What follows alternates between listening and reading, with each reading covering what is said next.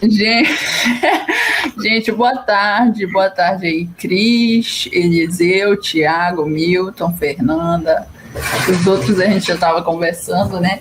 Hoje a gente vai continuar nosso cronograma de meio ambiente do grupo de Química e Biologia e a gente vai falar de ação antrópica e extinção das espécies. No primeiro a gente meio que tentou falar um pouco de teologia da criação, mas foi mais uma discussão mesmo, né? No segundo, a gente falou de como foi?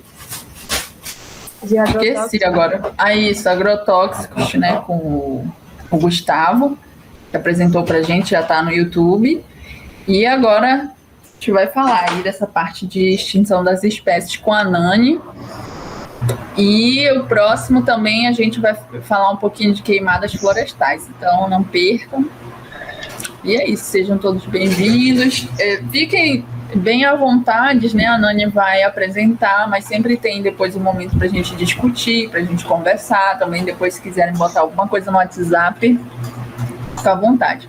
Se tiver alguém aqui que também não está no grupo do WhatsApp, quiser entrar, só mandar aqui no chat que a gente te adiciona, tá?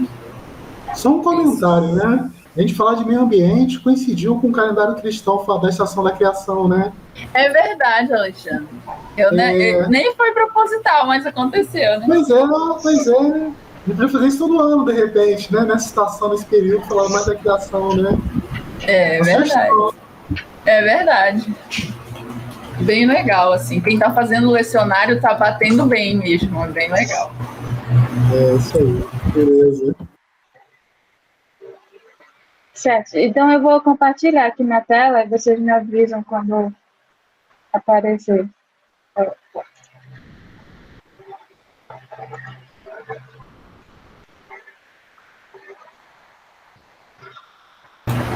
Tá joia, né? Foi, né? Certo. Gente, então, hoje a gente vai ter esse tema, né? E assim, a minha ideia é que a gente converse até mesmo. Eu trouxe uma série de estudos aqui para que a gente possa ver essa relação da ação antrópica e questão da biodiversidade. Então, a gente pode fazer uma coisa bem interativa, se vocês quiserem, obviamente. Então, o tema seria esse, como a Pamela já falou, né? Ação antrópica e extinção das espécies. E aí eu pensei em a gente conversar sobre esses 3 tópicos, principalmente, que seriam o impacto das mudanças antrópicas versus processos naturais, onde isso afeta, né? E também, obviamente, sobre declínio e a extinção das espécies, tá? Primeiramente, eu queria mostrar aqui para vocês que existem vários fatores antrópicos, mas também naturais, que contribuem para ter alguns problemas ambientais. A gente estava falando mais cedo sobre algumas questões das queimadas, né? O Alexandre Fernandes e o Matheus estavam comentando sobre isso, e eles estavam comentando sobre o fato de que no Cerrado sempre existem essa diferença, né, entre ter queimada e de repente, quando para e cai uma chuva, surge a floresta de novo. Isso daí a gente vai comentar mais na próxima reunião, mas eu já queria puxar esse gancho para mostrar isso, né? Que existem fatores ambientais que também levam a problemas ambientais. Então, assim, quando a gente pensa em mudanças climáticas, a gente pode ter alguns registros geológicos que nos mostram uma história variável no planeta em geral. Né? A gente chama isso geralmente de épocas, ou então de regimes, né? Ou então da famosa Era do Gelo, por exemplo, que é uma época extremamente gelada e fria e tudo mais. Então, por exemplo, quando a gente vê o Pleistoceno, essa época aqui, onde teve grandes mudanças climáticas, a gente vê essas variações substanciais na extensão global das geleiras e na cobertura do gelo que acontecia no planeta. Né? Então, por exemplo, o último máximo glacial ocorreu no final dessa época. O Pleistoceno ocorreu mais ou menos há 2,6 a 11,7 milhões de anos atrás. No final do Pleistoceno, cerca de 20 mil anos atrás, aconteceu o último máximo glacial, né, que em inglês é LGM. Nesse período, teve cobertura de gelo que se estendeu bem até a metade da Europa e a metade da América do Norte, ali por Nova York, por exemplo. Foi uma grande extensão de gelo seguindo aquela região, né? E a média da temperatura anual foi aparentemente entre 4 e 5 graus Celsius. Isso é a temperatura anual do planeta, né? E aí eu trouxe essa imagem aqui, mais ou menos, eu não sei se vocês estão vendo a minha setinha, mas eu estou apontando aqui para o Pleistoceno. Né? E seria exatamente esse momento de extremo gelo, né? De gelo chegando a porções da Terra que hoje a gente nem imaginaria que isso poderia acontecer. Certo, aí depois teve um intervalo glacial, que terminou abruptamente cerca de 11,7 milhões de anos atrás, e esse período foi conhecido como um período livre de gelo, né, que é a época do Holoceno. Alguns pesquisadores falam que a gente ainda está nessa época, né, até esse momento, até o período atual. Outros já afirmam que essa época já terminou e que desde 1800, mais ou menos, a gente já entrou no Antropoceno. Inclusive, a gente até comentou isso na reunião passada, né? E aí a gente consegue ver essa diferença entre o Pleistoceno, uma época extremamente cheia de gelo, extremamente fria, com temperaturas bem baixas, o Holoceno, um período sem isso, livre do gelo, né, que eu quis dizer, e o Antropoceno, um período mais modificado né, pelo homem e tudo mais. Certo, mas... Oi. Períodos de gelo, eles são periódicos? Então, no Pleistoceno, eles aconteceram em vários momentos dessa época, mas eu não sei te dizer se tem alguma razão para isso ter acontecido muito nesse período. Eu não sei te dizer também se aconteceu muito em outras eras, sabe? Mas no Pleistoceno aconteceu bastante. Tanto que o Pleistoceno foi um dos períodos onde a gente teve muita diversificação também, por causa dessas situações, né? Existiu muita extinção e diversificação por conta desse isolamento com gelo, dessa volta a ficar normal, aí volta o gelo, então teve muito essa questão no Pleistoceno, eu não sei te dizer nas outras épocas, exatamente. Então, essas eras do gelo, elas foram causadas pelo quê? Uma razão geológica, uma razão, sei lá? Olha, eu não sei te responder essa, a gente pode procurar depois, eu te falo. Mas foi um período onde teve bastante variação, né? Então, eu não sei se foi causado por alguma razão ou se foi algo naturalmente acontecendo, sabe? Mas esses períodos de resfriamento e volta a temperaturas normais, digamos assim, são meio que vistos de formas sazonais no planeta. Né? O que a gente tem feito agora é adiantado isso, né? Essas mudanças catastróficas, vamos dizer assim. Justamente, era por isso que eu estava perguntando. Porque eu ouvi falar que já era para a gente tentando em uma outra era do gelo, e que o aquecimento global estava meio que impedindo isso de acontecer, de certa forma, né? Mas eu acho que é uma declaração muito radical, talvez, né? Sim, faz sentido. Certo, então vamos continuar aqui. No caso do Antropoceno, né, que é exatamente isso que os Alexandres estavam falando, o que tem preocupado é exatamente isso, a rápida taxa e o tamanho dessas mudanças climáticas. Né? Então, por exemplo, quando a gente fala nos gases de efeito estufa, que é um dos grandes problemas para o aquecimento global, que a gente também vai discutir numa das próximas reuniões sobre aquecimento global, exatamente, os gases eles absorvem radiação quente, né? E as atividades humanas aumentaram a quantidade desses gases desde a Revolução Industrial, o que levou a uma maior retenção de calor e um aumento da temperatura. Exatamente isso que o Alexandre estava falando ainda agora. Né? Então, a gente ainda tem o problema não só dos gases de efeito estufa, mas também do desmatamento, por exemplo, que leva a uma mudança da luz solar refletida no solo e tudo mais, né? Certo, então tudo isso, né, que a gente comentou, a gente ainda vai comentar nas próximas reuniões, tem levado a uma mudança no aquecimento global.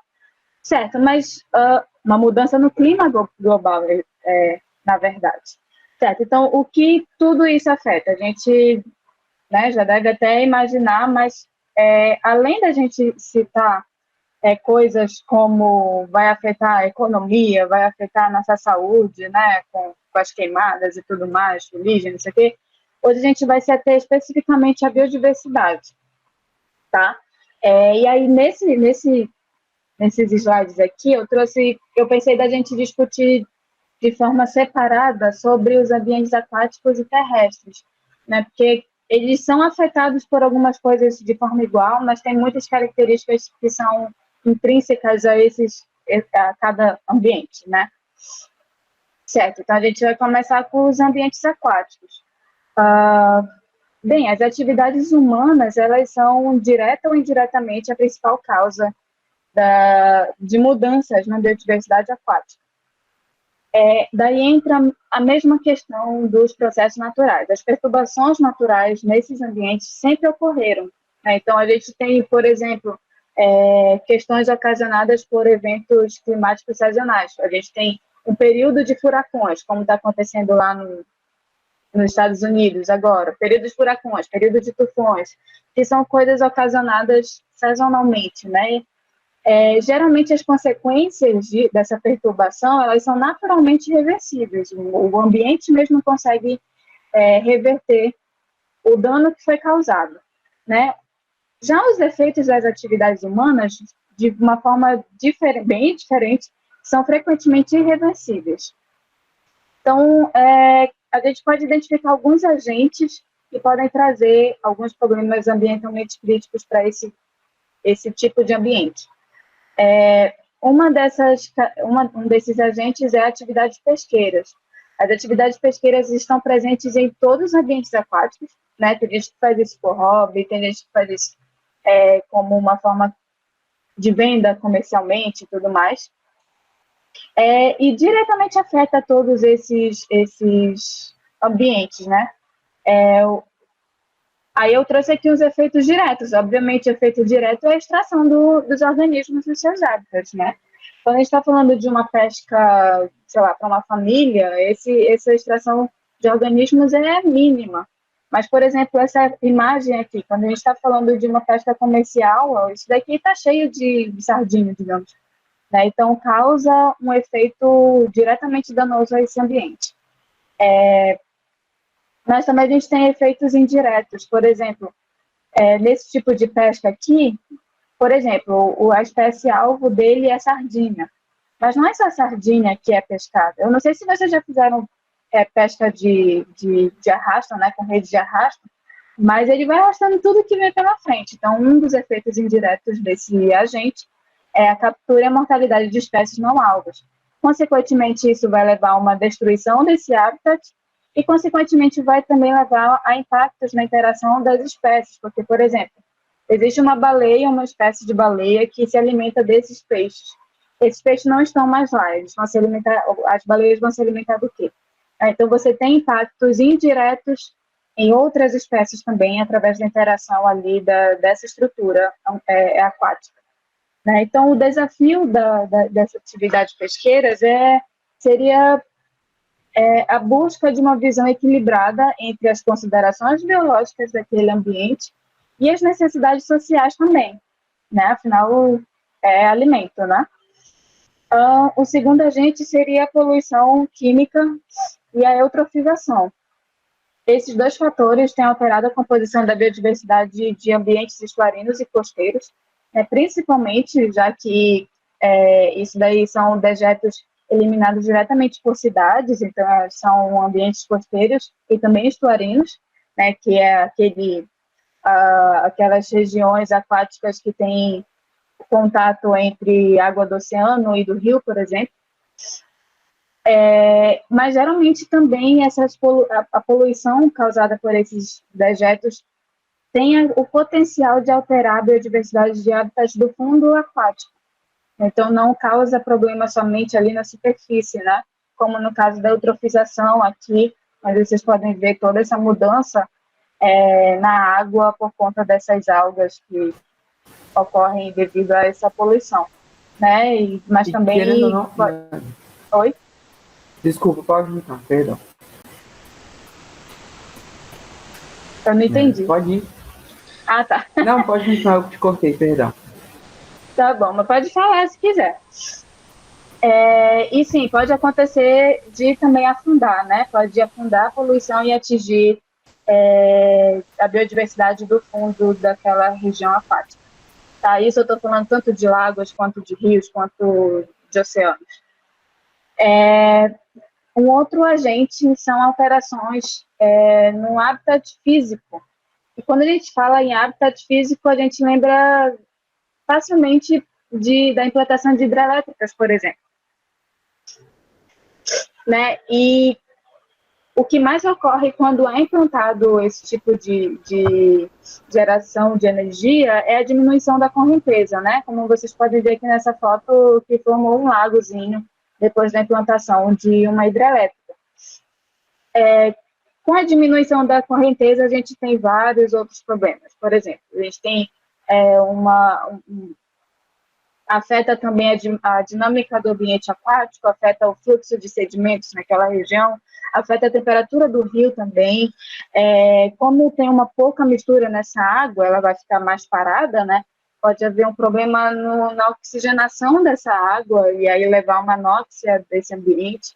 E aí, consequentemente, favorece a eutrofização novamente e também favorece a ocorrência de reações químicas. Então, a gente tem todo um problema direto e indireto por conta da implantação desse tipo de construção. Ô, Nani, que tipos de problemas acontecem depois da hidrelétrica? Você falou de problemas que acontecem no rio antes da hidrelétrica, não é isso? Não, no caso seria depois. As alterações é porque tem a barragem, né? E há uma parte desse rio que é represada, digamos assim. Então, pode acontecer tudo isso em relação à diversidade daquele local. Tá? Obviamente, isso daqui é bom para o homem, mas para aquele local, não. Tá. Mas dos dois lados, os problemas são parecidos.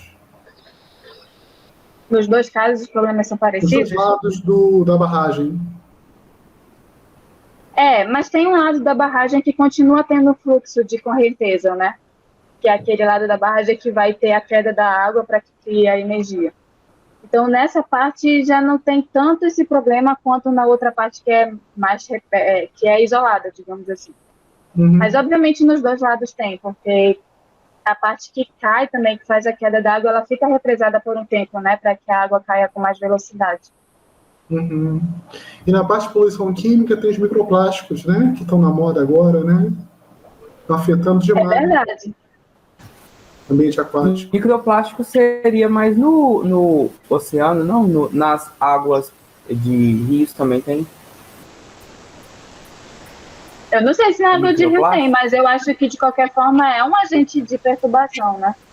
Sim, sim. Uma coisa que eu queria falar é que tipo, a eutrofização está diretamente relacionada à diminuição da diversidade de animais, né? Sim. E diminuição da diversidade de fauna e flora nos corpos hídricos. É verdade. Porque se você diminui o oxigênio e diminui a entrada de luz solar, você acaba matando tudo que está ali dentro. Precisa do oxigênio, tá? Eu li uma pesquisa, inclusive, da UFPA, que encontrava microplásticos no sistema digestivo dos peixes da Amazônia. E aí acaba afetando a gente diretamente também, né? Já que a gente consome esses organismos, né? Então, acaba... a gente vai falar disso no final. É o efeito cascata, né? Não é só um organismo que é afetado. Todos são em algum momento da vida, né? Certo, e por último não, é o quarto, é o penúltimo, a gente tem a invasão de espécies exóticas também, né? Isso causa um problema de perturbação grande, porque altera a estrutura trófica daquela região, né? Essas invasões biológicas, elas são muito comuns em ambientes aquáticos que já foram modificados ou que têm algum problema de perturbação por ação antrópica. Isso se dá especialmente pelo transporte de larvas e esporos na água de lastro de navio, né, que é aquela parte inferior do navio, e transporta água de locais diferentes para outros locais. Mas também tem causas por conta de introduções associadas à maricultura, né, que é aquela cultura de organismos mais represado, e aí pode haver alguma fuga e ter essa invasão de espécies, né? Uma outra coisa também que... Oi. Desculpa, Daqui dessa parte? de novo. Uma coisa gente, também eu assisto YouTube e eu assisto um canal de aquarismo. Eu não tenho um aquário, mas eu acho legal. E uma coisa que o cara fala é que quando uma dificuldade, um problema que pode acontecer, né, é essa questão da pessoa importar algum peixe ou algum outro organismo, principalmente peixes, que não são daqui, e depois ele cresce demais, porque você tem aqueles aquários jumbo, né, que são gigantes, e a pessoa não quer cuidar mais daquele peixe e solta ele em algum lago ou algum rio. E esse peixe vai encontrar condições boas para poder se reproduzir ali, e acaba criando um outro problema que além desse, né, da maricultura, pode ser também esse descuido, né? Essa importação de espécies. Descuido na importação de espécies. É mais ou menos assim que temos o caramujo africano hoje aqui. Sim. Em Belém também, aqui nessa região também tem um camarão, eu não lembro como é que chama, não sei se alguém daqui de Belém lembra disso, um camarão gigante, que ele foi também, invadiu aqui a nossa região, né, e eu acho que importaram ele para comercializar mesmo, e ele começou a comer todos os outros camarõezinhos, então acaba sendo esse problema, né, porque a pessoa insere esse organismo lá, e ele não tem predador. Então, ele está livre para predar o que ele quiser, né? E aí acaba tendo toda uma perturbação nesse ambiente que ele está inserido. E o último agente seria, obviamente, a questão das mudanças climáticas, né? E isso, com certeza, afeta diretamente o ambiente aquático, porque altera a exposição dos oceanos à radiação ultravioleta. Vocês podem ver aqui, há todo um derretimento das calotas polares, há um desprendimento dessas calotas. Tudo isso altera os mares, oceanos e indiretamente os rios também, né, já que eles têm ligação. Além disso, também há a concentração de gases que pode levar a mudanças climáticas a longo prazo, né? Então, todos esses agentes, obviamente, tem vários outros, né, gente? Mas esses agentes são um dos, digamos, mais vistos, mais facilmente reconhecidos quando a gente fala em ambientes aquáticos, tá? Certo, aí a gente... Também, né? Oi? pH. O pH também, é verdade. Ação, né? Certo, então a gente passa aqui para os ambientes terrestres, né? Que é o que a gente tem um pouquinho de contato a mais. Certo, a gente já sabe que a extinção das espécies relacionadas a mudanças no ambiente muitas vezes é um processo natural, né? Já aconteceu vários eventos de extinção em massa que ocasionaram essa perda de espécies, né? Quem aí não lembra dos dinossauros e tal? E aí existem algumas hipóteses que tentam explicar essa biodiversidade e que envolvem esses períodos de inconstância no clima e na pluviosidade. Eu trouxe aqui para vocês uma das hipóteses mais conhecidas na filogeografia, né? Quando a gente estuda questões de diversidade de espécies, a gente fala muito sobre essa hipótese aqui. Por muito tempo ela foi vista como a principal causa da biodiversidade de alguns biomas. Isso eu estou falando da Amazônia, mas eu também estou falando da região biogeográfica etíope, lá na África, e várias outras aqui nessa mesma latitude, digamos assim.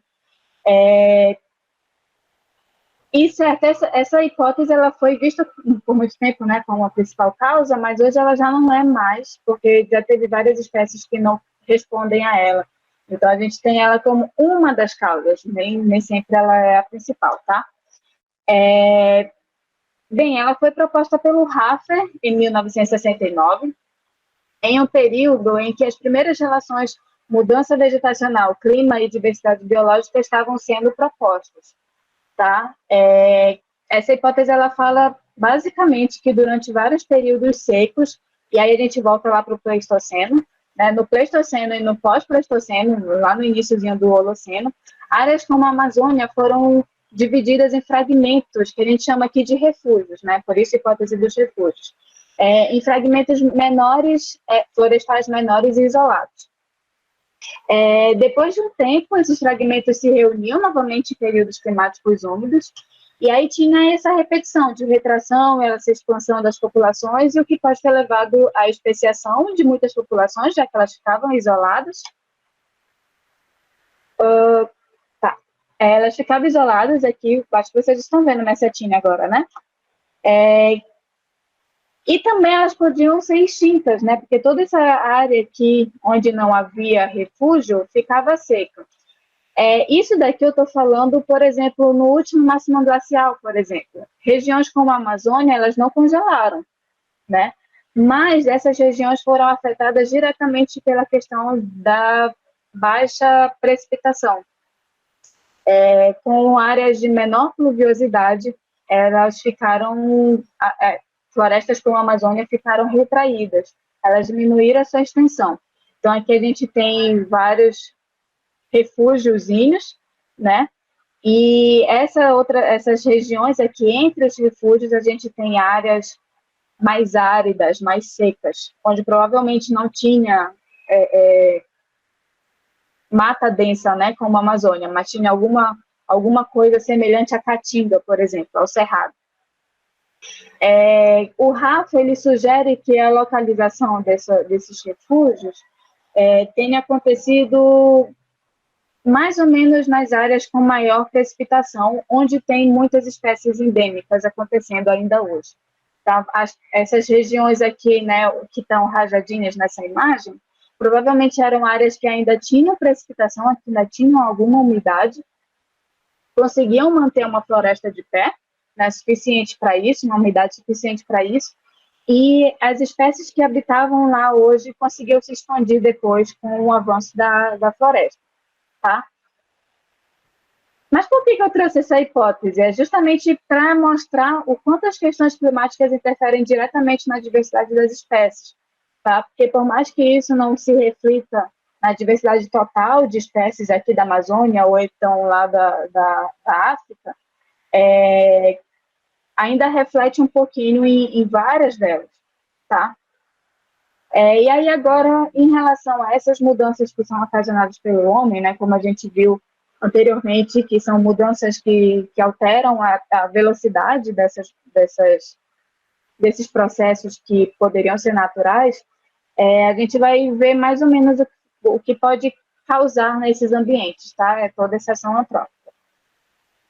Certo, as florestas ainda cobrem 30% da área terrestre do mundo, só que elas continuam desaparecendo em uma taxa alarmante, né? O The World Bank trouxe esse dado aqui, que entre 1990 e 2016, cerca de 1,3 milhões de quilômetros quadrados de florestas foram perdidos. Isso é mais ou menos o tamanho da África do Sul, por exemplo. Mais ou menos a África do Sul em perda de área de floresta.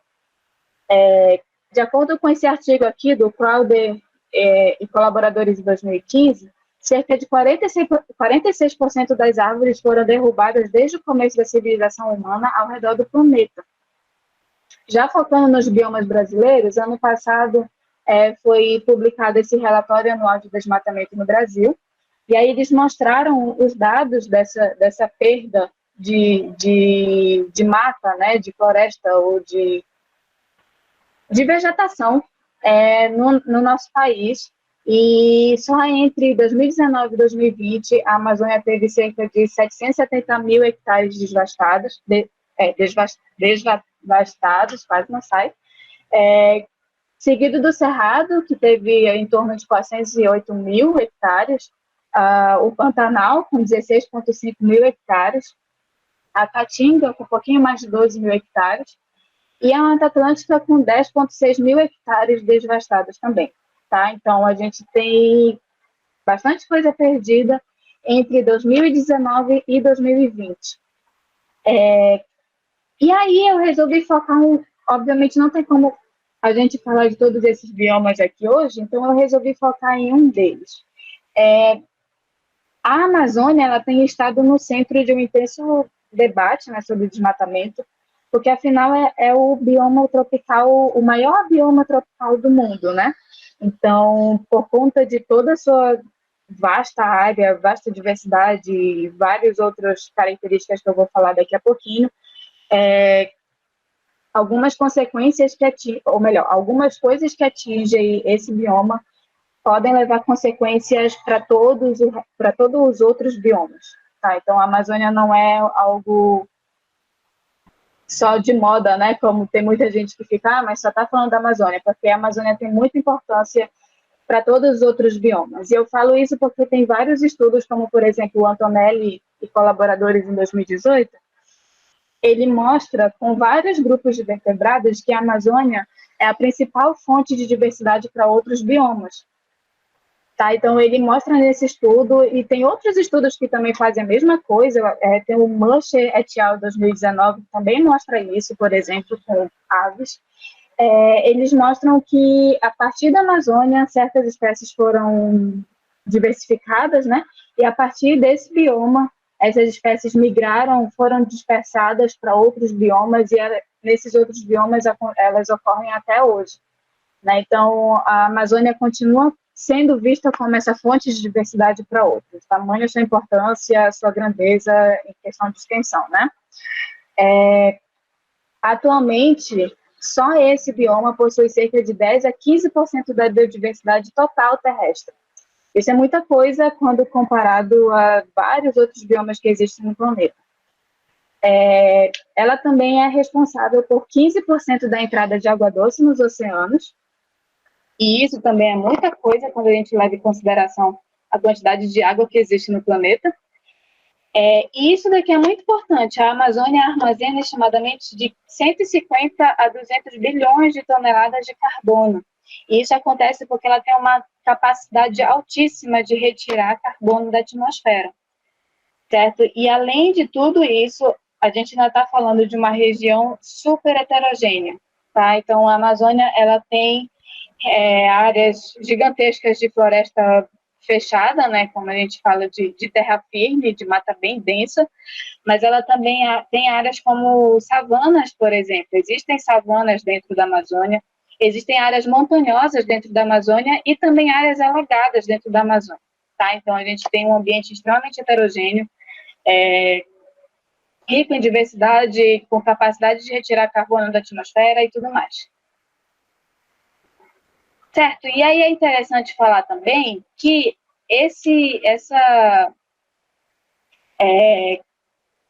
essa região possui um gradiente climático natural, tá? Esse bioma possui essa diferença de clima naturalmente falando. O bioma sempre foi assim.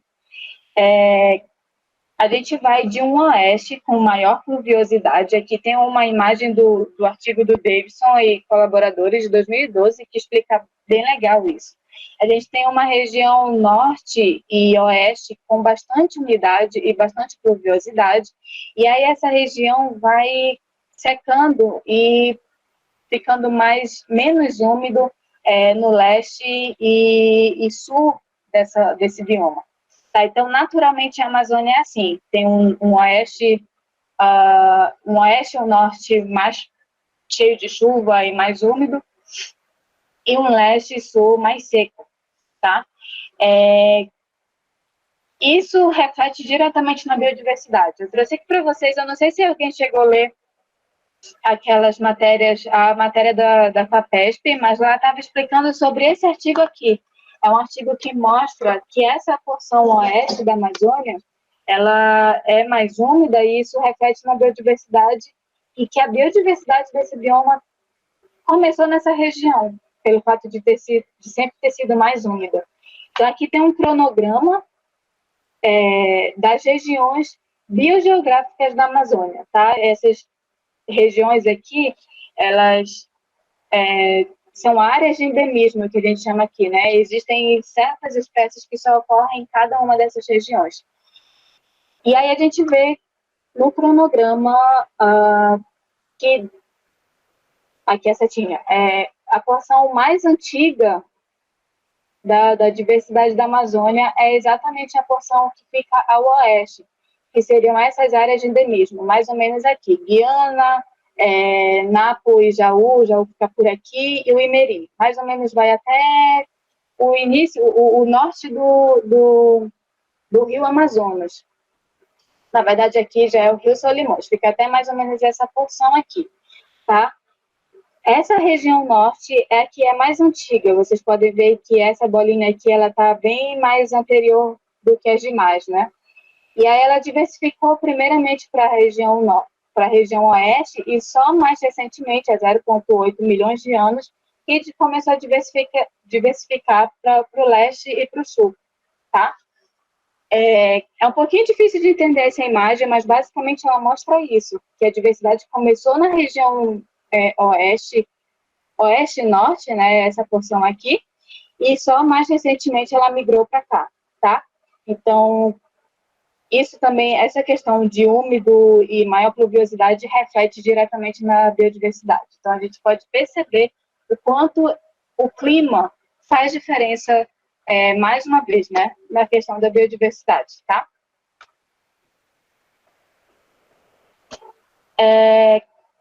Certo. E aí, por conta dessas mudanças, a gente pode trazer 3 consequências muito importantes. E isso eu estou falando além do declínio da biodiversidade, tá, gente? A gente vai falar isso só lá no final. Por conta da destruição da floresta e tudo mais, a gente consegue ver 3 consequências bem importantes. A primeira delas é a redução de pluviosidade.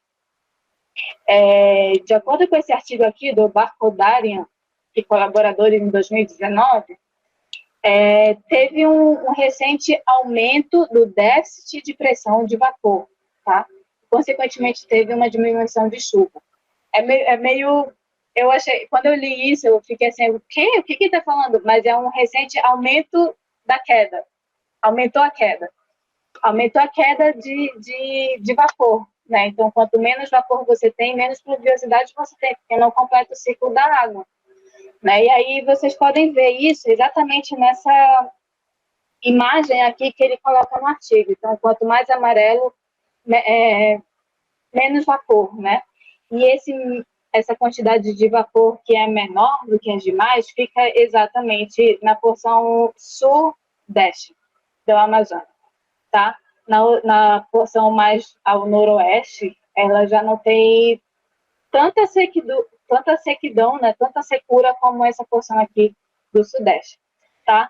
E isso, vocês podem ver aqui, do sudeste começou mais ou menos essa queda da pressão, mais ou menos de 2005 para cá. Se eu não me engano, em 2005 teve uma seca bem grande nesse bioma, e aí isso só tem piorado ao longo do tempo, tá? Então, desde 2005 a gente tem tido esse aumento do déficit, né? O sudeste da Amazônia é uma região mais vulnerável naturalmente, porque é uma região mais seca, né? Então, ela depende diretamente da evapotranspiração continental para que tenha umidade para começar a estação chuvosa, por exemplo, né? Quem estava aqui no início viu a Pamela falando que aqui na Amazônia a gente tem 2 estações, né? Uma que chove o dia todo e uma que chove todos os dias. Então, para começar a estação que chove o dia todo, que é a estação chuvosa, a gente precisa ter essa evapotranspiração acontecendo, né?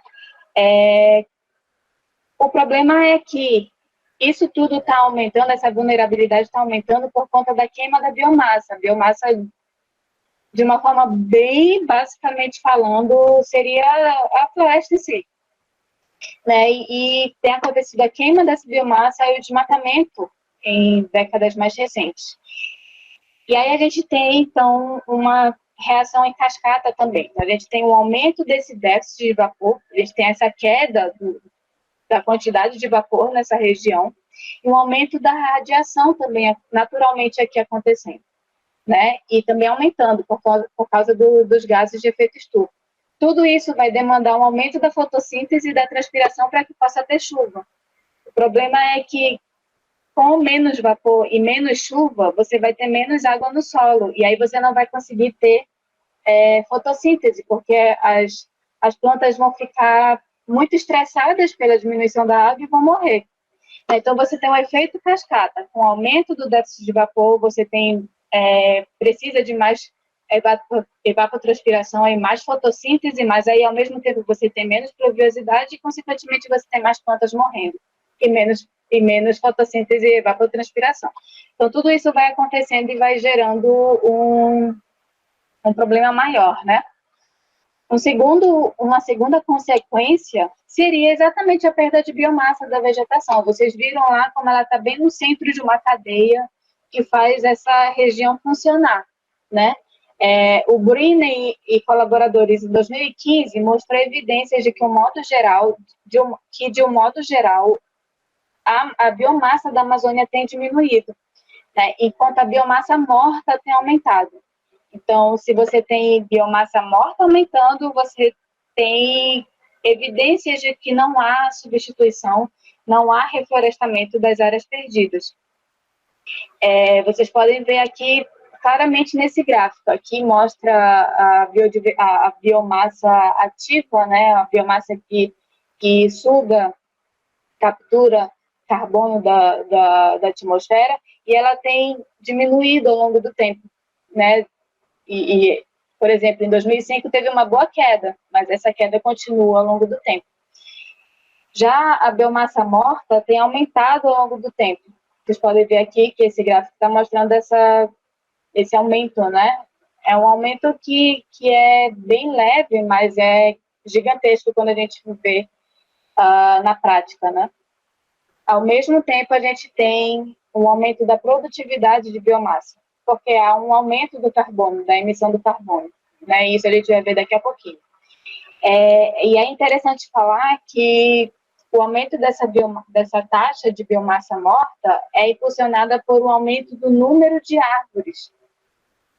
Muito mais árvores estão morrendo, independente do seu tamanho. Então, por exemplo, a gente tem 100 árvores de tamanhos variados morrendo, em vez de uma de um tamanho grande morrendo. Isso faz uma diferença na floresta como um todo bem diferente, né? Faz uma diferença bem diferente, não. Faz uma diferença gigante quando a gente compara as duas áreas, tá? E mais uma consequência, além da biodiversidade, da extinção, da queda e tudo mais, a gente tem o aumento na emissão e a perda da capacidade de absorção de CO2, de carbono, de gás carbônico. Já tem algum tempo que os pesquisadores que estudam essa parte de conservação, de ecologia e de preservação têm comentado que a Amazônia tem se tornado uma bomba de gás carbônico. E isso acontece porque, como o Yang estudou em 2018, Yang e colaboradores, que tem havido o aumento da emissão de carbono para a atmosfera, em contraste a um declínio na captura do carbono do ar. Tá? E isso tem diferenças grandes e bem evidentes entre norte e sul. Então, vocês podem ver aqui nesse mapa, o norte continua um pouquinho mais intacto, né? Tem bem mais biomassa do que a região sul. E o norte, ele sempre teve um histórico, como vocês podem ver aqui, de captura, sabe? Então, uma taxa maior de carbono era capturada do que o que era emitido. O problema é que faz um tempinho, desde, sei lá, meados de 2007 para cá, que essa emissão, essa captura, na verdade, não tem acontecido como esperado. Já no Sul, a gente sempre teve o contrário, a gente sempre teve muito mais emissão do que captura. Como vocês podem ver aqui, somente lá por 2003, 2004, teve um pouquinho de captura a mais do que emissão, mas normalmente, historicamente, isso já acontece há muito tempo, sendo que de 2004 para cá tem aumentado, né? Vocês estão vendo aqui, essa taxa de emissão, de captura está bem inferior do que a de emissão, tá?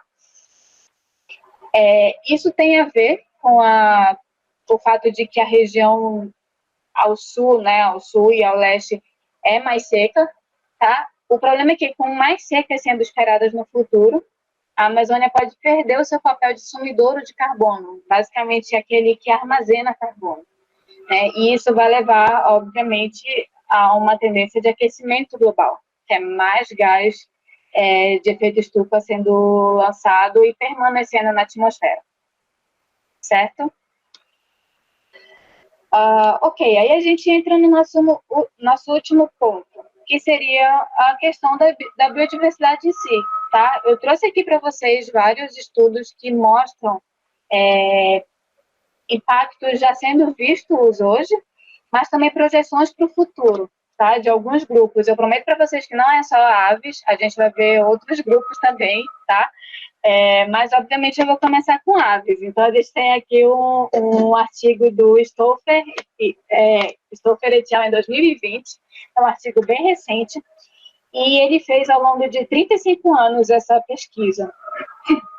Ele utilizou captura de aves ao longo desses 35 anos, como eu falei, em 55 sítios diferentes.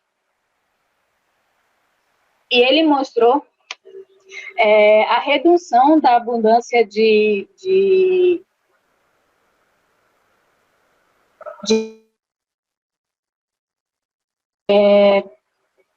vocês podem ver aqui nesse gráfico, isso daqui são várias espécies de aves, né? E aí ele mostra que essa redução da riqueza dentro de florestas não perturbadas, ainda primárias, é evidente, mas não é tão significativa quanto o que acontece nas áreas que já foram perturbadas, tá? Aqui vocês podem ver, por exemplo, que essa redução começa mais ou menos nessa metade aqui. Não sei se dá para ver, mas tem uma linha pontilhada bem aqui.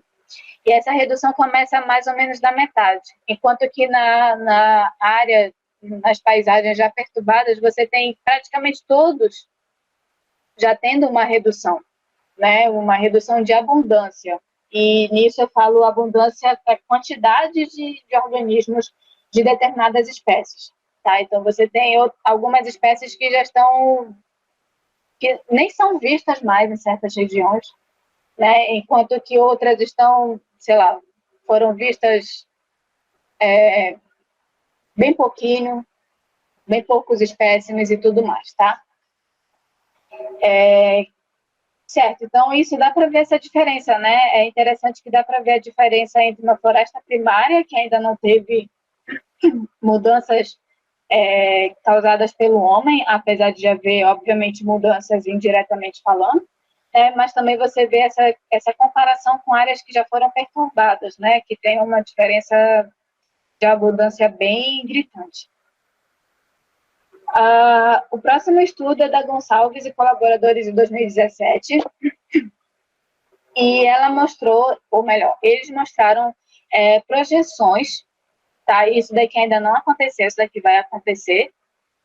Mostraram projeções sobre o efeito das altas taxas de desmatamento e da baixa representatividade de unidades de conservação no bioma da Caatinga. Isso daqui não é na Amazônia, aqui do lado na Caatinga. Isso em comunidades de aves daquela região também, tá? Esse estudo dela é bem completo, então ele mostra que a mudança global, a mudança climática global, vai aumentar eventos de seca nessa região. E há uma possibilidade de que haja desertificação em algumas partes até 2050. E aí, quando ela analisa a projeção de espécies naquela região, de riqueza de espécies naquela região, e aí eu já não estou falando mais de abundância, né, de quantidade de organismos, mas sim quantidade de espécies, a gente vê que aqui na região seca é a que tem menos espécies, menos riqueza de espécies. Tá? Isso indiretamente significa que vai haver bastante extinção, né? Se você tem menor riqueza de espécies, você tem espécies sendo perdidas. Enquanto que, normalmente, numa área mais chuvosa e normal, né, no sentido de não ser um deserto, você tem uma alta taxa de riqueza de espécies. Tá? Então, essa projeção mostra que, ao longo do tempo, vai haver essa desertificação nesse bioma e vai haver uma queda na quantidade de espécies presentes nesse bioma. Um outro estudo que fala sobre projeção, esse já aqui na Amazônia, aqui no sudeste da Amazônia, no Pará, mais um pouquinho chegando no Tocantins, etc., no Mato Grosso, é do Miranda e dos colaboradores dele, em 2019. Eles fizeram uma estimativa do impacto das mudanças climáticas em assembleias de aves do sudeste da Amazônia, né? Nessa porção que eu falei aqui. Esse daqui é o estado do Pará, e foi mais ou menos nessa porção aqui que eles estudaram. E eles consideraram vários fatores para esse trabalho, tá? A gente vai ver só alguns, mas eles consideraram mudança no alcance de distribuição dessas espécies, eles consideraram perda de espécies, consideraram vulnerabilidade do funcionamento do ecossistema, como vocês já perceberam que é altamente importante para que funcione bem, né? Uma estrutura bem organizada desse ecossistema. Eles também analisaram a eficácia futura das áreas protegidas, né, das unidades de conservação, as que são atualmente implantadas, e também consideraram áreas potencialmente estáveis do ponto de vista climático para as ações de conservação. Eles estimam nesse trabalho que cerca de 4 a 19% das espécies não vai ter habitat adequado para a sobrevivência nessa área que foi estudada. E isso a gente consegue perceber nesses mapazinhos bem aqui. Quanto mais vermelho, mais adaptável é aquela área para aquele organismo. Então, vocês podem ver aqui, esse daqui é o mapa atual. Essa porção aqui vermelha vai toda essa região aqui e um pouquinho aqui também, né? Quanto mais azul, menos apropriado é para aquelas espécies. Isso daqui em floresta e isso daqui em áreas de vegetação aberta, tá? Bem mais aqui no meio e mais aqui nessa porção do extremo também. Então, vocês podem, eu não sei se dá para ver bem, mas vocês têm você consegue perceber essa diferença da adequabilidade dessas regiões, em 2050 e 2070. Tá? Acontece a mudança, né, de regiões adequadas para essas espécies estudadas. Tá? E isso em ambas as áreas, de floresta fechada, de floresta aberta, você tem essa diminuição. Vocês podem até pensar, mas eu ainda estou vendo vermelho, mas acontece uma diminuição da intensidade desse vermelho, tá? Então, vai ter algumas espécies que vão continuar conseguindo se adaptar àquela região, mas muitas outras não. Cerca de 4 a 19% dessas espécies não vão conseguir se adaptar a essas novas regiões. Sendo que nas áreas de proteção, isso pode chegar a 70%.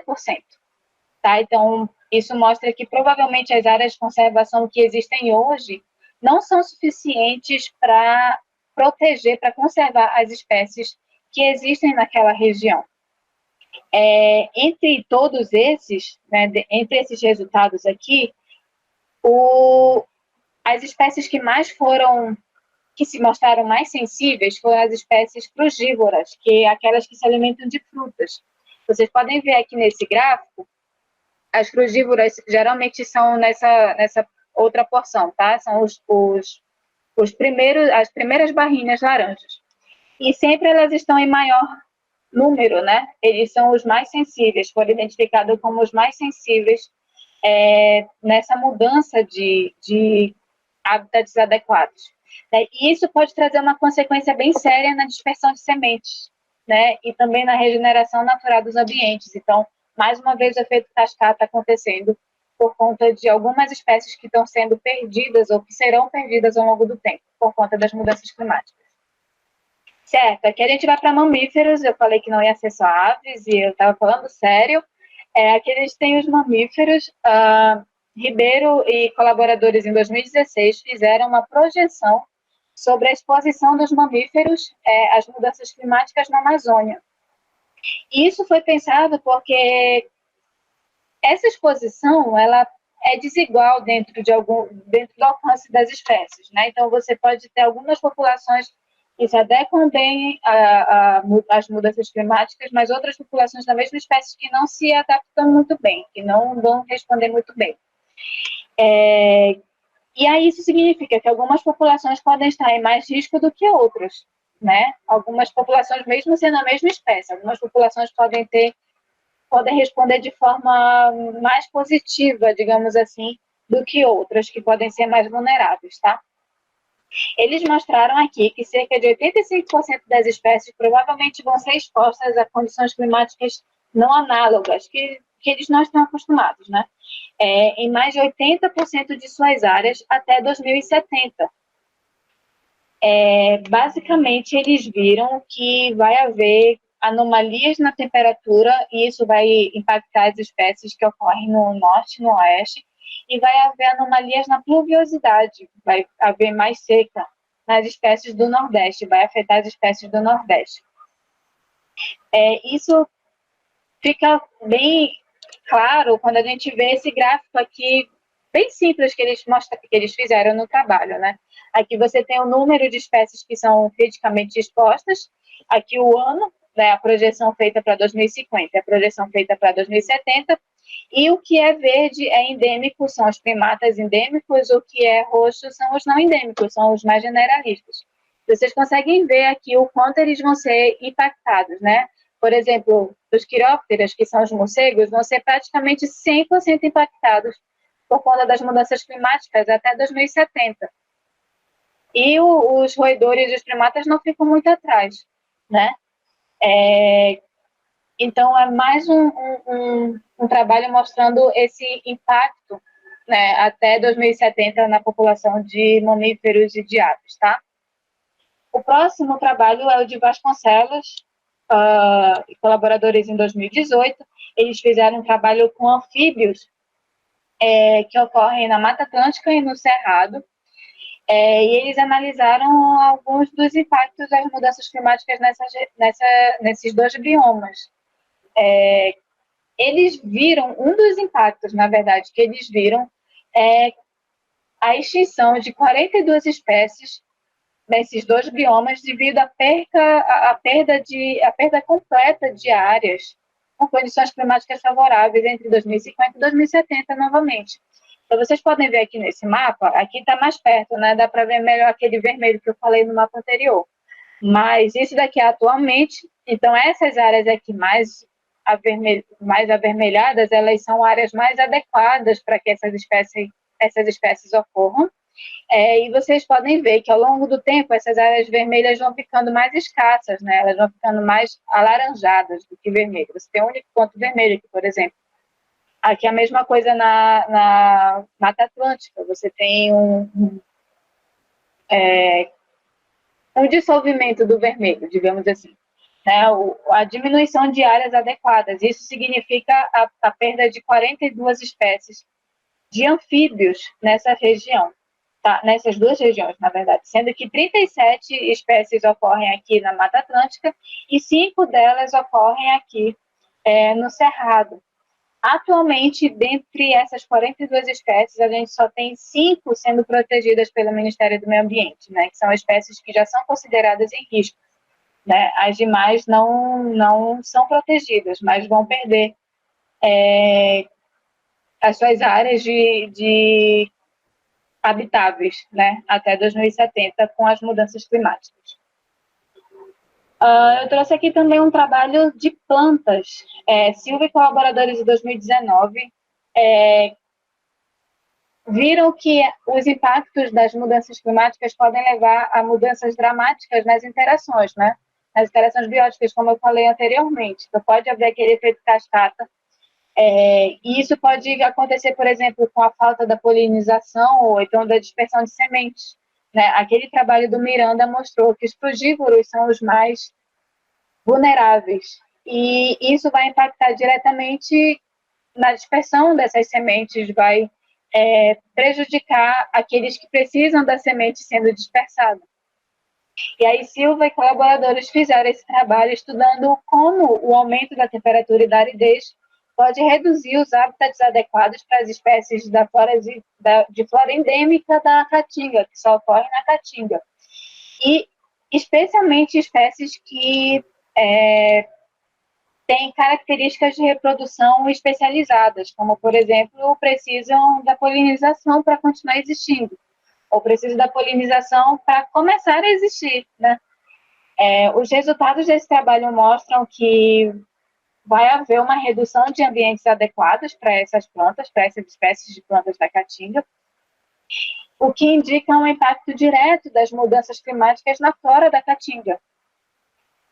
Isso acontece em cenários mais otimistas e mais pessimistas. Então, por exemplo, vocês podem ver aqui, mais uma vez, o vermelhinho apresentando regiões adequadas, né? Obviamente tem as exceções aqui. Isso daqui é uma projeção, então a gente tenta adequar ao que tem de dados, né? Mas aí vocês podem ver que no cenário mais otimista, que são esses dois, essa região mais avermelhada é afetada, vai ficando mais alaranjada, né, em comparação ao que é atualmente. E nos cenários mais pessimistas, enfim, é mais pessimista ainda, né? A redução desses ambientes é mais evidente, tá? Então, isso mostra o quanto o bioma da caatinga vai ser impactado diretamente pelas mudanças climáticas, pelos efeitos das mudanças climáticas, tá? E, por último, a gente tem os organismos aquáticos, os peixes, a ictiofauna. Esse estudo aqui, ele não mostra já um impacto diretamente pelas mudanças climáticas, mas eu achei interessante ele, porque ele mostra uma comparação bem legal que eles fizeram entre áreas que são antropizadas atualmente, né, que tem plantação, que tem desenvolvimento de cidades, comparando com áreas naturais. Tá? Então, eles estudaram os impactos gerados pela plantação de cana-de-açúcar e o desenvolvimento urbano ao longo do rio Capibaribe, que fica no Nordeste brasileiro.